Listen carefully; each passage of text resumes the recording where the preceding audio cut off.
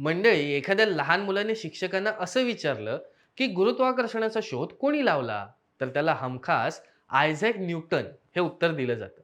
आपणही शाळेतून हेच शिकलोय की गुरुत्वाकर्षणाचा शोध हा न्यूटनने लावला. तो कसा, तर एकदा न्यूटन झाडाखाली बसून कसला तरी विचार करत होता आणि अचानक त्याच्या डोक्यात एक सफरचंद पडलं आणि मग त्याला गुरुत्वाकर्षणाची जाणीव झाली. ह्या गोष्टीच्या आधारे मंडळी, ही गोष्ट जगभरातल्या जवळजवळ प्रत्येक शाळेत सांगितली जाते. पण आता मी जर तुम्हाला असं सांगितलं, की गुरुत्वाकर्षणाचा शोध हा न्यूटनने लावलाच नाही, तर पेचात पडलात ना? हो. पण हे खरं आहे, की गुरुत्वाकर्षणाचा शोध हा न्यूटनने नाही लावला. पण मग हा शोध नक्की लावला तरी कोणी? तर याचीच माहिती आपण आजच्या भागात घेणार आहोत. नमस्कार, मी असादत मंगेश मोरे आपल्या सर्वांचं स्वागत करतोय न्यूज अनकटच्या विषय काय ह्या कार्यक्रमात. तर मंडळी, अजिबात वेळ वाया न घालवता सुरुवात करूया आपल्या आजच्या विषयाला. तर झालं असं, की यूकेच्या मँचेस्टर युनिव्हर्सिटीने एक अहवाल जाहीर केला. ज्यात त्यांनी असं म्हटलं, की गुरुत्वाकर्षणाचा शोध हा न्यूटनने लावला नसून हा शोध न्यूटनच्या तब्बल 1000 वर्ष आधीच भारतात लागला होता.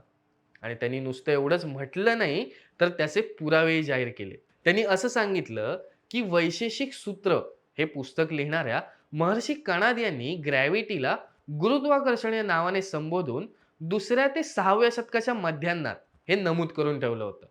मँचेस्टर युनिव्हर्सिटीचे डॉक्टर जॉर्ज जोसेफ यांनी हा दावा केलाय.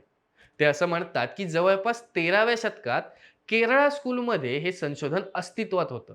पण ब्रिटिशांच्या काळात ख्रिश्चन मिशनरीज जे भारतात आलेले, त्यांनी हे संशोधन गोळा केलं आणि जेव्हा गुरुकुल व्यवस्था संपली आणि भारतात ब्रिटिश एज्युकेशन सिस्टीम लागू करण्यात आली, तेव्हा भारतीय संशोधनाला आणि अनेक पुस्तकांना युरोपियन शोध आणि पुस्तकं म्हणून दाखवण्यात आलं आणि भारतीय विद्यार्थ्यांसह संपूर्ण जगभरात हेच शिकवलं गेलं.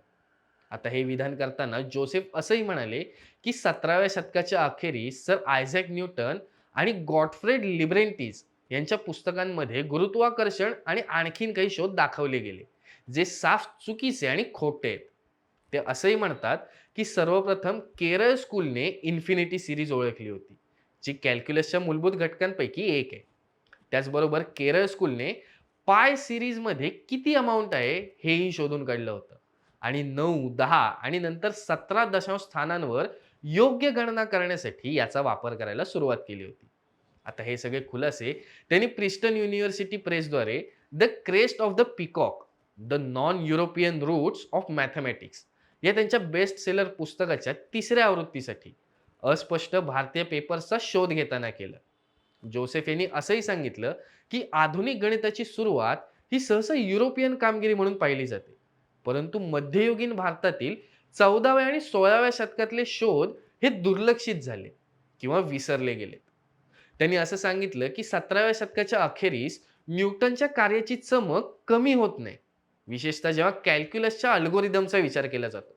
पण केरळ शाळेतील काही इतर नावं, विशेषतः माधव आणि नीलकंठ, हे न्यूटनच्या खांद्याला खांदा लावून उभे राहायला पाहिजे होते.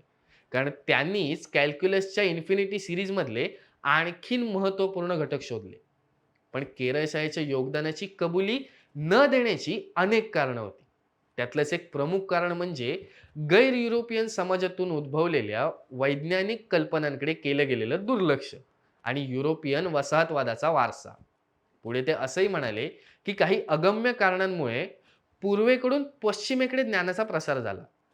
असा दावा करण्यासाठी आवश्यक असलेले पुरावे हे पश्चिमेकडून पूर्वेकडे ज्ञानाचा प्रसार झाला, हे सिद्ध करण्यासाठी आवश्यक असलेल्या पुराव्यांपेक्षा जास्त आहे. परंतु आम्हाला असे पुरावे सापडले. तर मंडळी, हा होता आपला आजचा विषय. हे झालं फक्त गुरुत्वाकर्षणाबद्दल. पण असे आणखीन कित्येक शोध आहेत, जे एकतर भारतीयांनी लावलेत किंवा अन्य कोणीतरी लावलेत. पण वेगवेगळ्या मोठ्या शास्त्रज्ञांनी ते आपल्या नावावरती खपवले.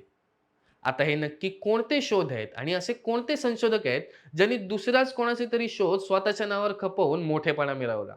याची जर तुम्हाला इन डिटेल माहिती हवी असेल, तर आम्हाला कमेंट सेक्शनमध्ये नक्की कळवा. तुर्तास इथेच थांबतोय. पुन्हा भेटूया अशाच एका विषयासह आपल्या कार्यक्रमात, ज्याचं नाव आहे विषय काय?